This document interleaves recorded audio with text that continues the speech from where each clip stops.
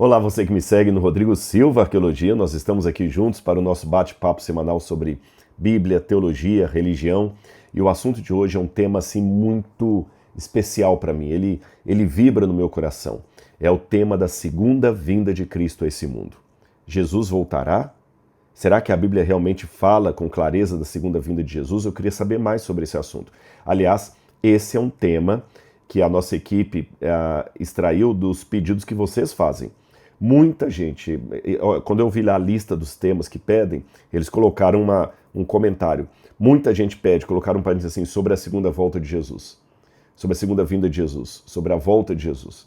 É um tema assim que muita gente quer conhecer sobre ele, então vamos estudar sobre isso.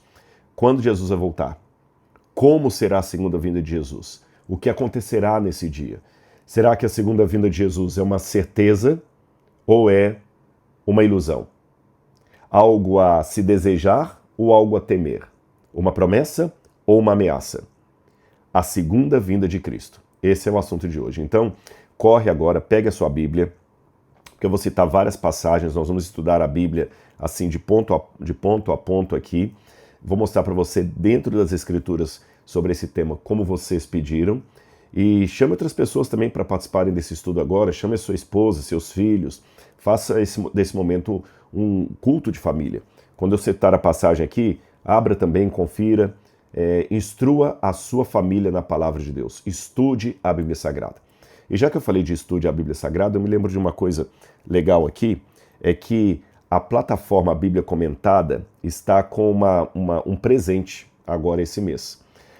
A nossa equipe resolveu dar de presente, e eu concordei, para todos os novos alunos da Bíblia Comentada, o livro Maria Madalena, a verdadeira história que eu escrevi. Eu me apaixonei pela história de Maria Madalena, foi uma pesquisa árdua que eu fiz aqui, no texto grego, na patrística, nas fontes judaicas da época, para descobrir quem foi essa mulher Maria Madalena. Será que ela realmente foi uma amante de Jesus, como alguns dizem, esposa secreta de Jesus? Será que essa é uma verdade que o cristianismo tentou esconder? O que nós podemos aprender da vida de Maria Madalena? Esse livro eu vou autografar e vou mandar para sua casa em qualquer lugar do Brasil, de graça, se você assinar a Bíblia Comentada nas modalidades Premium ou Anual, tá bom? Só nessas modalidades. Agora corra, porque é apenas enquanto durarem os estoques. Aí você pode falar, Rodrigo, mas onde é que eu consigo isso? Fica tranquilo, porque aqui nesse vídeo você já tem embaixo um link que a Laura deixou aí, onde você pode se inscrever. Na plataforma Bíblia Comentada, o que você vai encontrar lá? Você tem curso de grego, curso de hebraico, curso de finanças à luz da Bíblia, uma tremenda biblioteca de comentário bíblico. A maior parte das aulas sou eu que dou, mas há outros teólogos e teólogas também que participam ali, especialistas. Então, olha, é uma biblioteca, é uma faculdade de teologia que você tem aí na plataforma. E além de estar beneficiando a si e a sua família, você sabe que quem adquire a Bíblia Comentada em qualquer modalidade está ajudando em causas sociais muito sérias, porque hoje é a Bíblia Comentada que ajuda. Uma ONG que nós temos aqui em Engenheiro Coelho já ajuda com bolsa de estudos, já ajuda na manutenção do Museu de Arqueologia Bíblica, que é muito caro manter um museu, a aquisição de novas peças, os estudos arqueológicos que fazemos, levar a equipe para escavação, tudo isso é mantido pela Bíblia Comentada, sabe? Os detalhes técnicos que temos ali para manter as peças. Então você adquire cultura bíblica para si, que de outra forma você precisaria fazer 4 anos de teologia. Além de adquirir cultura bíblica para si, você está ajudando a manter o Museu de Arqueologia Bíblica, está ajudando também em projetos sociais que nós temos e ainda está conhecendo a palavra de Deus, tá bom? Então, enquanto durar o estoque, quem assinar no Premium ou no Anual vai ganhar Maria Madalena, a verdadeira história. Mas só em território nacional. A gente só pode mandar aqui dentro do Brasil, tá bem? Bom, vamos lá. Começando a falar sobre a volta de Jesus, eu quero iniciar pelo texto que até deixei aberto já aqui, do Evangelho de João, capítulo 14. Eu vou explicar para você como é que esse texto começa, em que contexto esse diálogo de Jesus com os discípulos ocorreu. Jesus havia terminado a Santa Ceia. Judas já tinha saído com a decisão realmente de levar Jesus, entregar Jesus para os seus inimigos. os apóstolos estavam num ambiente assim meio de apreensividade misturada com alegria, porque era a festa da Páscoa em Jerusalém. E a Páscoa, a Pêssar, é uma festa de alegria para o povo judeu, onde eles estão comemorando a libertação do Egito, quando Deus os tirou da escravidão do Egito. E outra alegria que eles tinham é porque Jesus tinha decidido ir a Jerusalém. E eles esperavam agora que Jesus fosse proclamar definitivamente o reino. Lembre que poucos dias antes desse episódio, Jesus havia entrado em Jerusalém montado no jumentinho com uma multidão gritando Hosana ao filho de Davi. Então ele já tinha o povo do seu lado. Ele tinha poder, ele tinha autoridade, ele tinha unção, ele era o Messias. Agora ele vai irromper em glória e vai proclamar finalmente o reino. Mas já havia uma certa apreensividade, ou um tom assim desconcertante, porque quando Jesus entrou com o jumentinho ali, ele não entrou com o jumento pela porta da cidade, mas foi pelo menos até ali, depois ele entrou a pé, ele não fez nada assim de tão extraordinário. Na segunda-feira, ele foi até anônimo para o pátio do templo. Durante a semana subiu com os discípulos no Monte das Oliveiras, falou para eles da sua segunda vinda, que nós vamos falar desse verso aqui. E agora, no fechamento da Santa Ceia, Jesus começou a sofrer. A voz dele ficava embargada, ele ficou triste, ele falou assim, a minha alma está repleta de tristeza até o topo. Por que Jesus ficou triste, apreensivo, fechado, depressivo? E ele começou a falar coisas como: eu vou embora, eu não ficarei mais com vocês. O pastor, ele falava até em forma de parábola: o pastor será ferido e as ovelhas vão se dispersar. Pedro, você vai me negar, um de vocês vai me trair, eu serei entregue nas mãos das autoridades, eles vão cuspir no meu rosto, eu serei morto. E os discípulos: Senhor, que coisa é essa? Não, isso não pode. Então, se o senhor está sendo ameaçado, vamos embora daqui. Vamos aproveitar a madrugada e fugir. Não, eu tenho que enfrentar. E os discípulos começaram a ficar angustiados. Como assim? O senhor vai nos deixar? Vai morrer? O senhor vai fugir? O que vai acontecer? E ele falava, mas as palavras não faziam muito sentido. Porque eles estavam assim, apavorados com o que estava acontecendo. E com o prenúncio do que haveria de acontecer. Aí Jesus disse para eles o seguinte, no Evangelho de João, capítulo 14, versículo 1 em diante. Que o coração de vocês não fique angustiado. Vocês creem em Deus? Creiam também em mim. Na casa de meu pai há muitas moradas. Se não fosse assim, eu já lhes teria dito. Pois eu vou preparar um lugar para vocês. E quando eu for e preparar um lugar, eu voltarei e receberei vocês para mim mesmo, para que onde eu estou, vocês estejam também. Fiquem tranquilos, eu tenho que ir mesmo embora, mas eu voltarei. Então Jesus falou que ele iria voltar. Esse contexto das palavras de Jesus me lembra também muito uma cultura do Oriente Médio atrelada ao casamento. Na época de Jesus, o casamento tinha duas fases. A primeira fase, quando as famílias faziam um acordo nupcial. Então o rapaz da família A ia casar com a menina da família B. Então eles faziam um acordo, tinha um contrato que era feito. Era quase como se fosse você casar primeiro no cartório para depois casar na igreja. Mais ou menos isso. Então, em termos de status social, estado civil, aquele jovem agora era casado com aquela menina. Mas ele não tinha direito a ter relações sexuais com ela ou morar com ela enquanto ele não cumprisse dois deveres. O primeiro deles, juntar o dinheiro para o dote. Então ele tinha que conseguir dinheiro não por herança do pai, não por empréstimo, por trabalho mesmo, para pagar para a menina o dote para casar, para pagar para o pai da menina o dote para casar com ela. Eu sei que no Ocidente essa ideia de pagar para casar com a menina, parece que você está tornando a moça uma mercadoria que compra, mas na mentalidade do Oriente Médio é diferente. Eu lembro lá no Egito umas meninas falando comigo assim, como é que as moças do Brasil têm coragem de casar com um rapaz que não pagou nem um tostão para casar com elas? Porque na cabeça deles, quando você paga para estar com uma pessoa, é diferente de pagar para estar com uma prostituta. Não é porque ali é um trocado que você está dando. Eles entendem o seguinte, você ama tanto aquela pessoa que você paga o direito de estar para sempre na presença dela. Você indeniza o pai daquela jovem para tirar aquela joia da casa dele.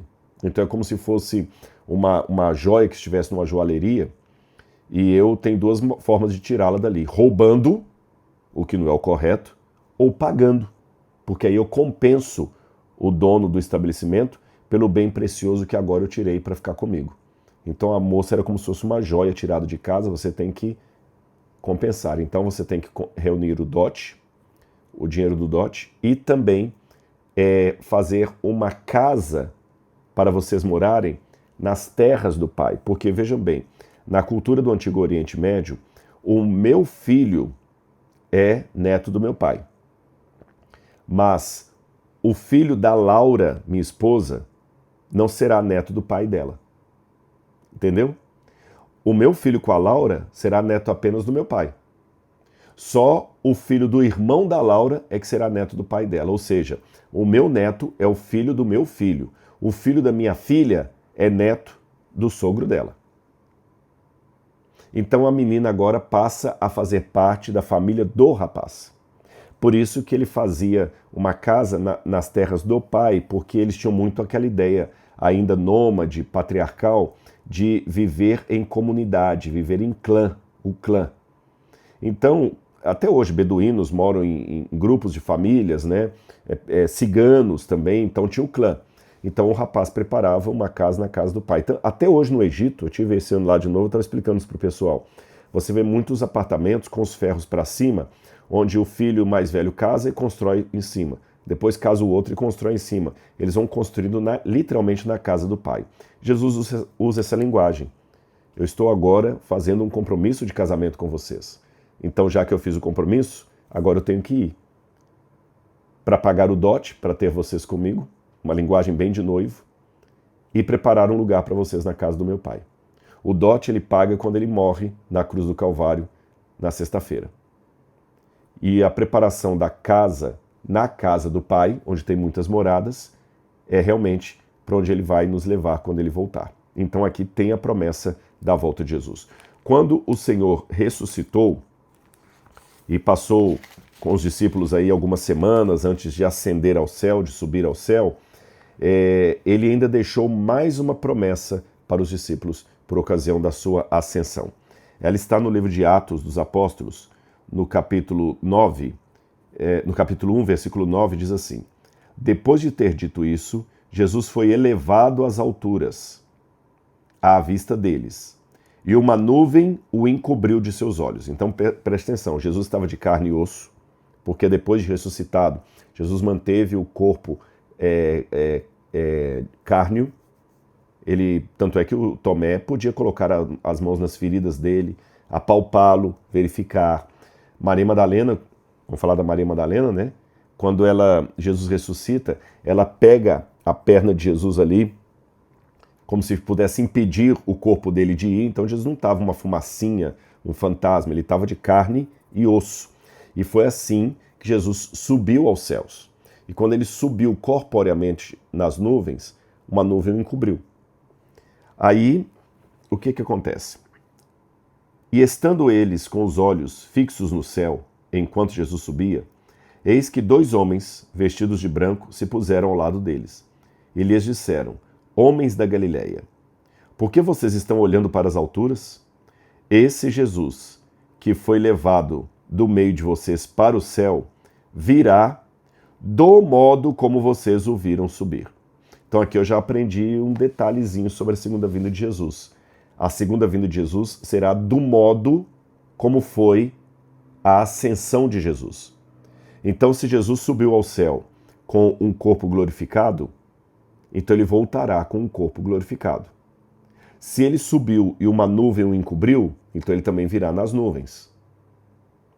Se a subida de Jesus para o céu foi algo histórico e literal, não foi simbólico, então a segunda vinda de Jesus também será algo histórico, literal, não será simbólico.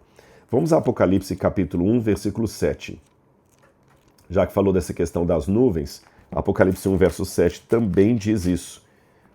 Eis que vem com as nuvens, e todo olho o verá, até mesmo aqueles que o traspassaram. E todas as tribos da terra se lamentarão por causa dele. Certamente. Amém. Algumas coisas desse versículo do Apocalipse 1, verso 7. Em primeiro lugar, eis que vem com as nuvens. Deixa eu explicar essa expressão para vocês. É interessante que quando você lê no grego, eis que ele vem com as nuvens, tem ali a preposição metá. É diferente de outras passagens que fala que Jesus vem apenas sobre a nuvem. Não é epi, ele não vem sobre as nuvens, ele vem em nuvens, com elas, envolto nelas.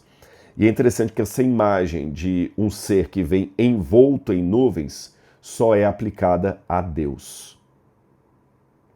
Somente aplicada a Deus. É Deus que está envolto em nuvens para que a sua glória não ofusque aqueles que estão contemplando a sua presença. Então Jesus aqui está sendo declarado como divino. É diferente de falar que ele vem sobre as nuvens. Aqui ele não vem sobre as nuvens, vem com as nuvens. Então, como eu falei, parece uma coisa pequena, mas é uma expressão técnica importante. Ele vem com as nuvens, não apenas sobre elas. Haverá um texto de Mateus 24 que fala que o Filho do Homem virá sobre as nuvens. Epi, em grego, sobre as nuvens. Tá certo.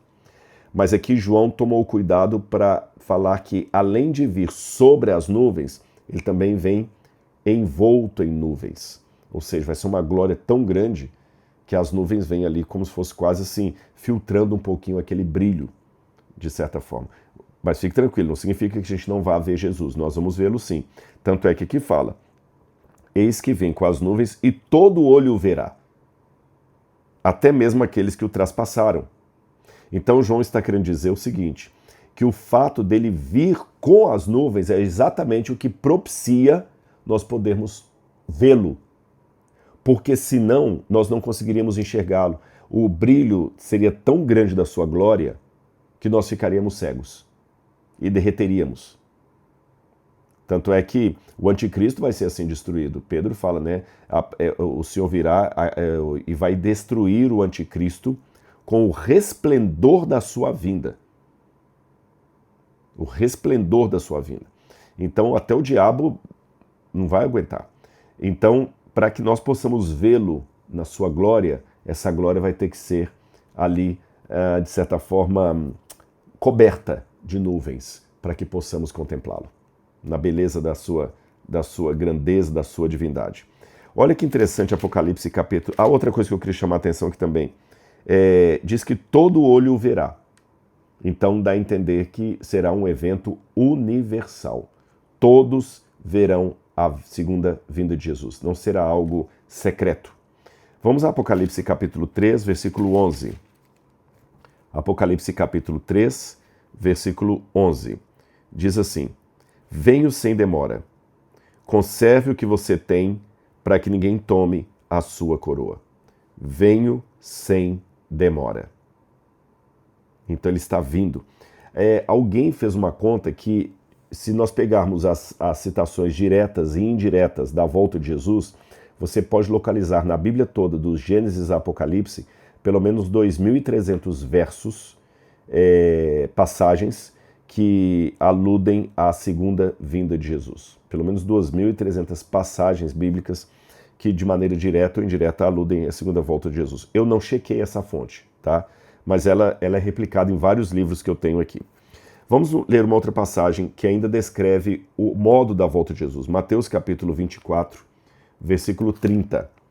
E a Bíblia, o lindo dela é isso, porque o que um autor diz, o outro repete, mas complementa um detalhe que o primeiro não falou. Olha aqui Mateus capítulo 24, versículo 30. Quando fala da segunda vinda de Jesus, diz, então aparecerá no céu o sinal do Filho do Homem. Todos os povos da terra se lamentarão e verão o Filho do Homem. Lembra que Apocalipse falou? E todo olho verá. Olha como é que a palavra de Deus é harmônica. Todo olho verá. Todos os povos da terra se lamentarão e verão o Filho do Homem. Então Jesus não voltará apenas para o asiático, apenas para o africano, apenas para o latino-americano. Todo olho o verá. Verão o Filho do Homem vindo sobre as nuvens do céu, com poder e grande glória. Olha que interessante como a palavra de Deus, como eu falei com vocês, é importante estudar a Bíblia sempre pegando uma parte aqui e outra ali, porque elas vão se complementando e o quadro vai ficando mais amplo. Mateus disse apenas que ele virá sobre as nuvens, com poder e grande glória. Aí João dá um detalhe a mais. Sim, ele virá sobre as nuvens, mas também envolto delas, com as nuvens, para que possamos contemplar a sua glória. E continua dizendo, e ele enviará os seus anjos com um grande som de trombeta, os quais reunirão os seus escolhidos dos 4 ventos, de uma a outra extremidade do céu. Então, algumas pessoas me perguntaram, Rodrigo, mas a Terra é esférica. Como é que a volta de Jesus vai ser vista de todas as partes do mundo ao mesmo tempo? Resposta, não sei. Eu tenho que ser honesto com vocês. Eu não sei. Então estuda mais. Não é questão de estudar mais, é porque a Bíblia não revelou como se dará isso. E quando você crê no poder de Deus, na soberania de Deus, você reconhece que há coisas que a Bíblia revela, e essas são para nós, e há coisas que a Bíblia não revelou, essas são para Deus. Cabe a nós aceitar apenas como uma forma até inteligente de confirmar a nossa fé nele. Eu vou explicar para você. Às vezes, quando o carro dá um defeito, você leva no mecânico, ele fala assim, olha, esse defeito aqui eu acho que você vai ter que trocar uma pecinha ali. Aí o carro não vai mais dar o defeito. Tá, você troca a peça e o carro volta a funcionar tranquilo. Qual a informação que o mecânico lhe deu? Tem que trocar essa peça. Ponto. E se você obedece o mecânico, você confia nele, você vai lá e autoriza, ele paga para ele trocar a peça e beleza. Mas o mecânico não me diz por que a peça é original que é bom. Ele não fala quanto tempo a próxima vai durar. Ele não explica como é que ele abriu o carro e trocou a peça. Ele não explica isso. Ele só explica que a peça funcionou. Um outro exemplo ainda mais forte que eu poderia dar. Esses dias alguém estava me falando como é que um médico às vezes faz um transplante cardíaco e que é uma coisa tremenda, que a pessoa fica durante algum tempo sem o coração ali funcionando através de aparelhos. Ele tira o coração da pessoa e dá um choque para o outro coração funcionar aqui, né, bombear e tal, que é uma coisa linda, e vai colocando o coração pulsando dentro ali e tudo mais. Aí a pessoa fala assim, olha, ele recebe do médico essas informações. Você é cardíaco, você tem que fazer um transplante de coração, senão você vai morrer, e você está na fila. E a boa notícia é que você já é o próximo. Então fique atento, porque a qualquer momento nós vamos ligar do hospital para você correr para cá, porque apareceu um órgão e nós temos que fazer o transplante rápido. Então evite viajar para o exterior, evite sair da cidade, que a hora que aparecer um órgão, nós vamos buscar você com uma ambulância na sua casa e você tem que estar aqui. Essas informações o paciente leigo tem. Agora, como é que o médico faz para abrir aqui, para mantê-lo vivo, tirando o coração doente, pegar o outro coração que estava no outro peito, colocar aqui, perceber que é compatível? Para saber tudo isso, você teria que ser médico cardiologista, o que você não é. Você tinha que passar 5 anos de estudo, fazer especialização em medicina, fazer cirurgia e tudo mais. Você não é e não tem pretensão de ser. Então, contente-se apenas com a informação que você, leigo, pode ter. A outra, que você não pode ter porque não é formado em medicina, deixe que o médico saiba o que está fazendo. Agora, a diferença dos 2 exemplos que eu dei para a Bíblia é apenas a seguinte. Você pode, através dos estudos, se tornar um médico cardiologista. Você pode, através dos estudos, se tornar um mecânico. Mas você não pode, através de estudo algum, se tornar Deus. Então a analogia ela só vai até o ponto que o especialista dá algumas informações e esconde outras. Porque você não está preparado para sabê-las, não compete que você saiba. É ele que tem que saber, não você. Ele tem que saber como é que faz o transplante, não é você. Eu não preciso te dar uma aula de medicina antes de realizar a cirurgia em você. Ok? Então Deus também dá na Bíblia aquelas informações que nós leigos precisamos saber. Aquilo que não nos compete, Deus guarda consigo.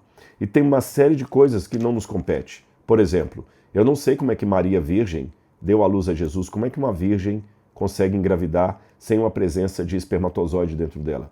Eu não sei, mas a Bíblia fala que Maria engravidou de Jesus sendo ela virgem, então eu creio. Eu não sei como é que o Mar Vermelho se abriu para o povo passar ali, mas eu sei que Deus tem poder para fazer isso através de um homem e o fez através de Moisés. E o povo passou, e ponto. Então, da mesma maneira que eu não sei como a cirurgia cardíaca foi feita, eu só sei que ela foi um sucesso e isso me basta, eu não sei como Deus operou os milagres da Bíblia, mas eu sei que isso foi um sucesso, me salva e isso me basta. Entendem? Então, da mesma maneira que Jesus fez milagres que eu não tenho explicação, de alguma forma ele será visto por todos na Terra, mesmo sendo um mundo esférico. Continuando, essa passagem aqui atrelada à segunda vinda de Jesus é uma esperança que vai mexer fundo no coração de muitos de vocês que estão me assistindo agora. Os mortos.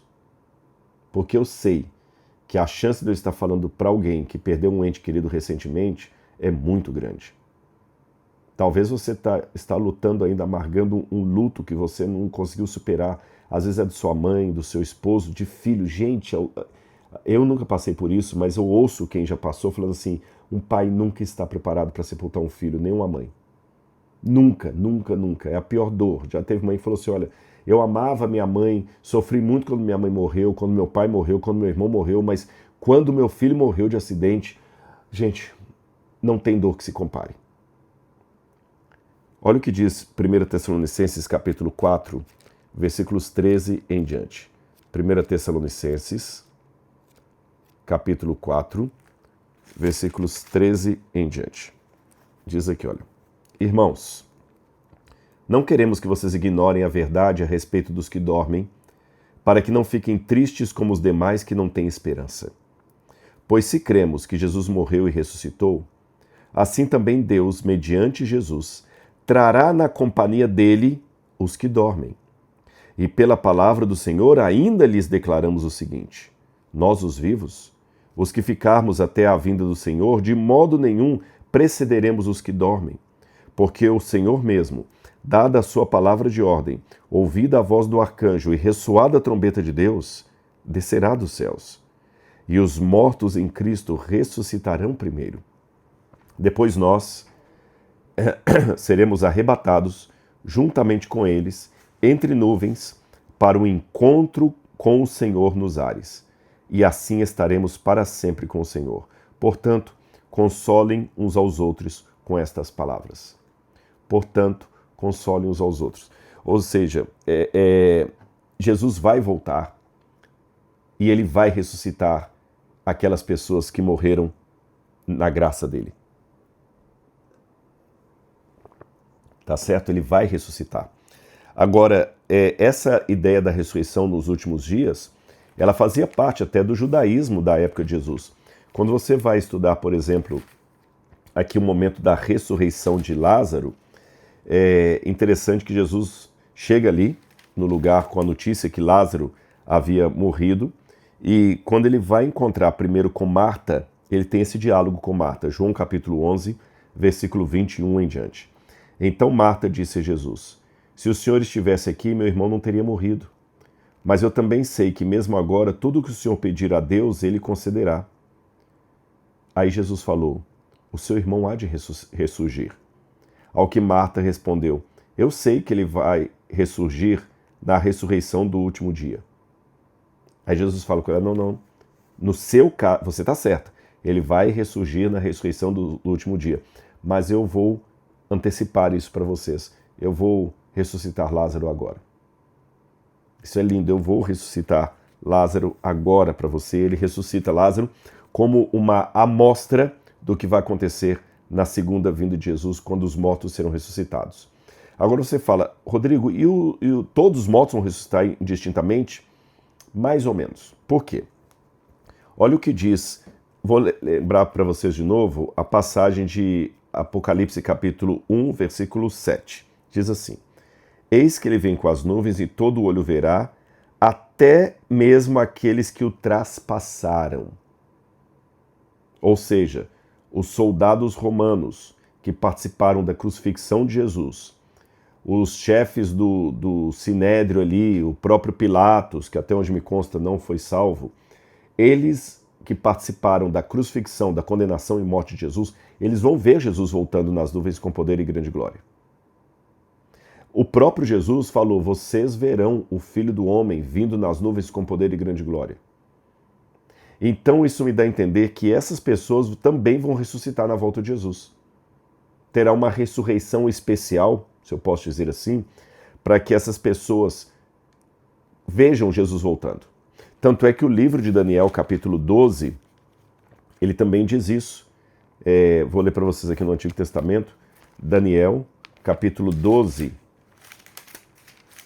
Daniel, capítulo 12. Daniel, capítulo 12, versículo 4 em diante. Deixa eu ver se é o 4 mesmo. Não, perdão, versículo 2. Daniel diz assim: muitos que dormem no pó da terra ressuscitarão. Uns para a vida eterna, outros para a vergonha e horror eterno. Primeira coisa que me chama a atenção é que Daniel diz assim: muitos, não diz todos. Muitos dos que dormem no pó da terra ressuscitarão. Uns para a vida eterna, outros para a vergonha eterna. Bom, realmente que apenas alguns ressuscitarão para a vida eterna e não todos, está claro que nem todos serão salvos. Então, isso aqui não é um problema. Mas quando ele diz muitos ressuscitarão, por que não todos? Sendo que aqui fala que todos verão. Então, como ele fala de muitos, ele está falando de uma ressurreição especial que acontecerá na segunda vinda de Jesus. Então, na segunda vinda de Jesus, haverá a ressurreição dos fiéis a Cristo, que morreram em Cristo Jesus, vão ressuscitar. Apocalipse até fala: bem-aventurados os mortos que desde agora morrem no Senhor, porque as suas obras os acompanham. Está aqui em Apocalipse capítulo 14, eu vou ler essa passagem para vocês. Apocalipse capítulo 14, versículo 13. Diz assim: então ouvi uma voz do céu dizendo: bem-aventurados os mortos que desde agora morrem no Senhor. Sim, diz o Espírito, para que descansem das suas fadigas, pois as suas obras os acompanham. Então, esses mortos ressuscitarão na segunda vinda de Jesus. E é interessante que Paulo ainda continua dizendo que será como um abrir e fechar de olhos ao soar da última trombeta. Tá certo? Um abrir e fechar de olhos, quer dizer, a pessoa nem vai perceber e já vai ver Jesus voltando nas nuvens com poder e grande glória. Então será uma coisa maravilhosa. Aqui eu quero, deixa eu ver só aqui, um abrir e fechar de olhos. Eu quero pegar essa passagem para vocês. Nós os vivos, eu vou ler de novo aquele texto, depois eu ler a passagem do abrir e fechar de olhos. E pela palavra do Senhor ainda declaramos o seguinte: nós os vivos, os que ficarmos à vida de Jesus, de modo nenhum precederemos os que morrem, porque o Senhor mesmo, dada a sua palavra de ordem, ouvida a voz do arcanjo, soada a trombeta de Deus, descerá dos céus, e os mortos em Cristo ressuscitarão primeiro. Os mortos em Cristo ressuscitarão primeiro. Será uma coisa assim maravilhosa. A outra passagem do abrir e fechar de olhos, ela está aqui, olha, 2 Tessalonicenses capítulo 2, versículo 1 diz assim: irmãos, no que diz respeito à segunda vinda de Jesus Cristo e à nossa reunião com Ele, pedimos que vocês não deixem de mover facilmente do seu modo de pensar, nem fiquem perturbados, quer por espírito, quer por palavra, quer por carta, como se procedesse de nós, dando a entender que o dia do Senhor já chegou. Ninguém de nenhum modo vos engane, porque isso não acontecerá sem que primeiro venha a apostasia e seja revelado o homem da iniquidade, o filho da perdição, que é o anticristo, etc, etc. Aí ele continua dizendo, aqui, deixa-me ver, tem uma outra passagem aqui, perdão, só um minutinho. Agora que o detém, com grande engano. Bom, tudo bem, eu não estou achando agora a expressão que ele fala é o seguinte: será como um abrir e fechar de olhos, ao soar da última trombeta. Descerá do céu e os mortos em Cristo ressuscitarão primeiro. Bom, aí você já aprendeu então que os mortos em Jesus vão ressuscitar na segunda vinda de Cristo. Mas alguns ímpios também vão ressuscitar para ver Jesus voltando, especialmente aqueles que participaram da sua crucifixão. E os outros ímpios, os que não foram salvos? Aí que vem a passagem de Apocalipse capítulo 19, Apocalipse capítulo 19, que diz assim, versículo 11 em diante. Vi o céu aberto, e eis um cavalo branco. O seu cavaleiro se chama Fiel e Verdadeiro, e julga e combate com justiça. É Jesus. Os seus olhos são como chamas de fogo. Na cabeça dele há muitos diademas. Tem um nome escrito que ninguém conhece, a não ser ele mesmo. Está vestido com um manto encharcado de sangue, e o seu nome é o Verbo de Deus. Os exércitos do céu seguiam, montados em cavalos brancos, vestidos de linho finíssimo e puro. Da sua boca sai uma espada afiada, para com elas ferir as nações. Ele mesmo as regerá com cetro de ferro.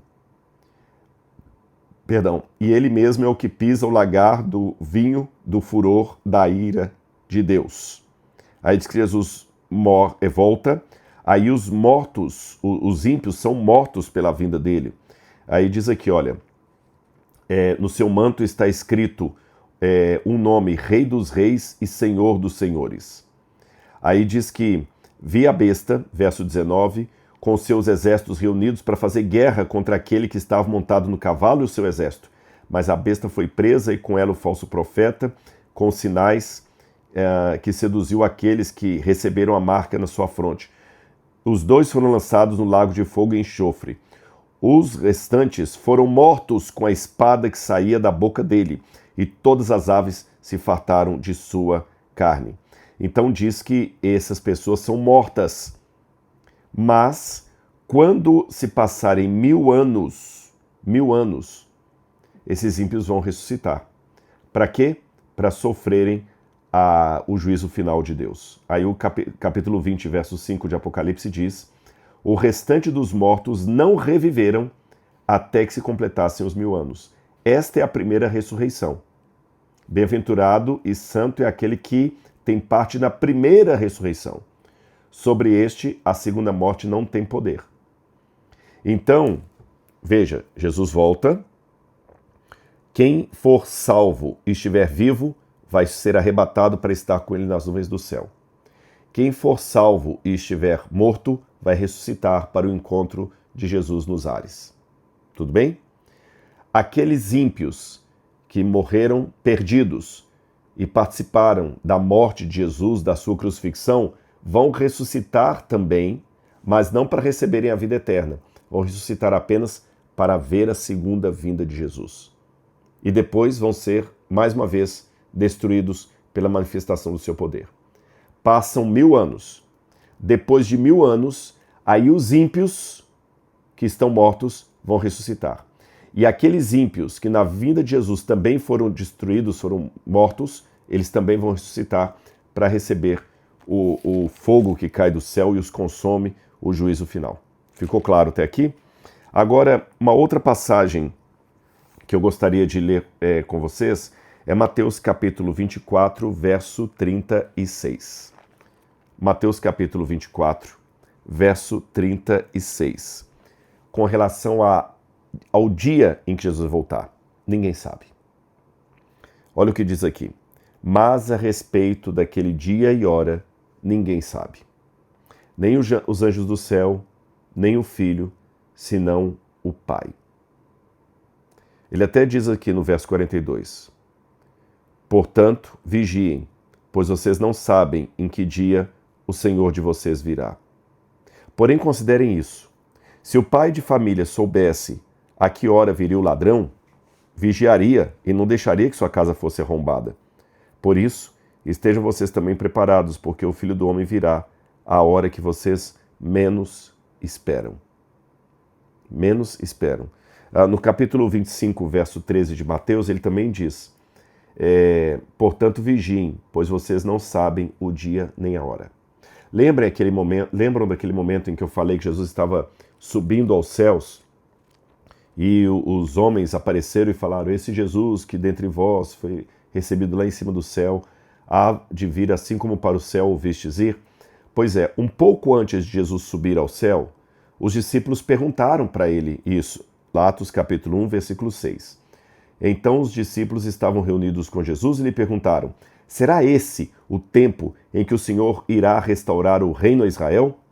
Jesus respondeu: não cabe a vocês conhecer tempos ou épocas que o Pai fixou por sua própria autoridade. E 1 Tessalonicenses capítulo 5, versículo 1 e 2, Paulo novamente usa a ilustração do ladrão para falar que ninguém sabe quando será a vinda de Jesus. 1 Tessalonicenses 5, 1 e 2. Irmãos, no que se refere aos tempos e a épocas, não há necessidade que eu lhes escreva, porque vocês sabem perfeitamente que o dia do Senhor vem como ladrão à noite. O dia do Senhor vem como ladrão à noite. Tá certo? Eu achei a passagem do abrir e fechar de olhos. Está aqui, porque o Senhor... Aqui, olha, 1 Tessalonicenses capítulo 4, versículos 15, diz assim, olha. Eu vou ler para vocês aqui, ó. E pela palavra de Deus, ainda lhes declarando o seguinte, nós os vivos que ficarmos...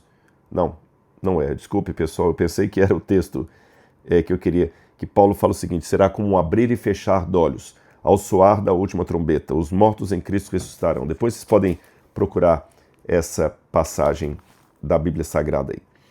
Bom, então nós não sabemos quando Jesus voltará, ele virá nas nuvens com poder e grande glória, será um grande evento, mas como é que nós devemos reagir em relação àquele dia? Será que nós vamos ficar realmente às cegas?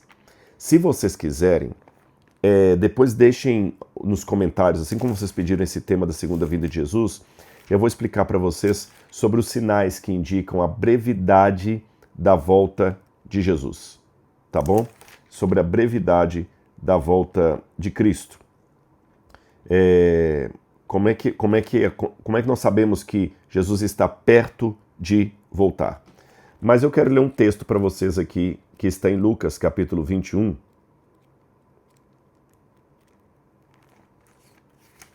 Lucas, capítulo 21,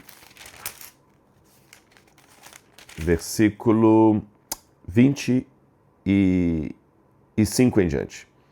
Haverá pessoas que desmaiarão de terror e pela expectativa das coisas que sobrevirão ao mundo, pois os poderes do céu serão abalados. Então verão o Filho do Homem vindo nas nuvens com poder e grande glória. Ora, quando essas coisas começarem a acontecer, levantem a cabeça e fiquem com ela erguida, porque a redenção de vocês se aproxima. Então nós devemos ficar de cabeça erguida, crendo que Jesus em breve voltará. Eu sei que está demorando. E isso angustia muito. Eu achei um dia no sebo esse livro, 12 Grandes Sinais da Volta de Jesus. Só pelo modo como o português está escrito aqui, você vê que é um livro antigo. É um livro publicado no Brasil nos anos 1930 e era vendido de porta em porta esse livro. As pessoas que venderam esse livro certamente morreram. Se tiver alguém vivo aí, tem mais de 100 anos, não é? 1930, para ser um jovem aí dos seus 20 anos vendendo esse livro ou lendo, a pessoa tinha que estar centenária hoje para estar viva. E mesmo aqueles que ainda estiverem vivos, já perderam pai, mãe, tio, professor, amigo, são poucos. E Jesus ainda não voltou. Eu estou há anos esperando a volta dele com uma grande ansiedade no meu coração e ele ainda não veio. Quando Jesus vai voltar? Será que é uma ilusão? Eu vou ler para vocês a carta de 2 Pedro, capítulo 3, versículos 1 em diante, que diz assim: Amados, esta é agora a segunda carta que eu escrevo a vocês. Em ambas eu procuro, com lembranças, despertar a mente esclarecida de vocês, para que se lembrem das palavras que anteriormente foram ditas pelos santos profetas e também se lembrem do mandamento do Senhor e Salvador que os apóstolos de vocês lhes ensinaram. Antes de tudo, saibam que nos últimos dias virão escarnecedores com suas zombarias, andando segundo as suas próprias paixões e perguntando: onde está a promessa da sua vinda? Porque desde que os nossos pais dormiram, todas as coisas permanecem como desde o princípio da criação. Acabei de falar. A maioria das pessoas que compraram esse livro morreram, dormiram. Esse é um eufemismo bíblico para a morte, o sono. dormiram. E tudo continua do mesmo jeito. Sai governo, entra governo, sai político, entra político, as igrejas passam por altos e baixos, crises, e Jesus não voltou. Acontece que de propósito esquecem que os céus que desde muito tempo existem e a terra que surgiu da água e através da água pela palavra de Deus, com base nesta palavra, também o mundo daquele tempo foi destruído, afogado em água. E pela mesma palavra, os céus e a terra que agora existem têm sido guardados para o fogo, estando reservados para o dia do juízo, da destruição dos ímpios. Mas uma coisa, amados, que vocês não devem esquecer, que para o Senhor, um dia é como 1000 anos, e 1000 anos como um dia. O Senhor não retarda sua promessa, ainda que muitos a julguem demorada. Sabe, é interessante, quem está do lado de fora da porta do banheiro, sempre imagina que o que está demorando lá dentro está brincando, parado, olhando televisão, porque você está aflito aqui, você quer entrar. Quando você está, às vezes, num médico e o médico está demorando lá, você está achando que ele está demorando de propósito, às vezes ele está atendendo um caso de urgência. Às vezes, o carro que vem buscar você está demorando por causa do trânsito. A gente julga que ele que está demorando, não, mas há circunstâncias que você não conhece que estão permitindo o aparente atraso, a aparente demora. O motorista saiu para me buscar, mas como eu não sei o que aconteceu no caminho, na estrada, às vezes teve um engarrafamento por causa de um acidente, e eu estou sem contato com o motorista, eu fico olhando para o relógio e falo assim, poxa, por que ele está atrasado? Não é que ele está atrasado, as circunstâncias não permitiram que ele já estivesse aqui. Então confie no Senhor. E Pedro continua dizendo, porém o dia do Senhor virá como ladrão. Lembra? Jesus falou isso, Paulo repetiu, Pedro também. Naquele dia os céus passarão com grande estrondo e os elementos se desfarão pelo fogo. Também a terra e as obras que nela existem desaparecerão. Isso me lembra o texto que nós lemos de 1 Tessalonicenses capítulo 4, versículo 15 e 16, que Paulo fala, né? Novamente aqui, pela palavra de Deus, declaramos o seguinte, nós os vivos, os que ficarmos até a vinda de Jesus, de modo nenhum precederemos aqueles que morrem. E Pedro continua dizendo, uma vez que tudo será assim desfeito, vocês devem ser pessoas que vivem de maneira santa e piedosa, esperando e apressando a vinda do dia de Deus. Por causa desse dia, os céus incendiados serão desfeitos, os elementos se derreterão, por isso que ele vem com as nuvens.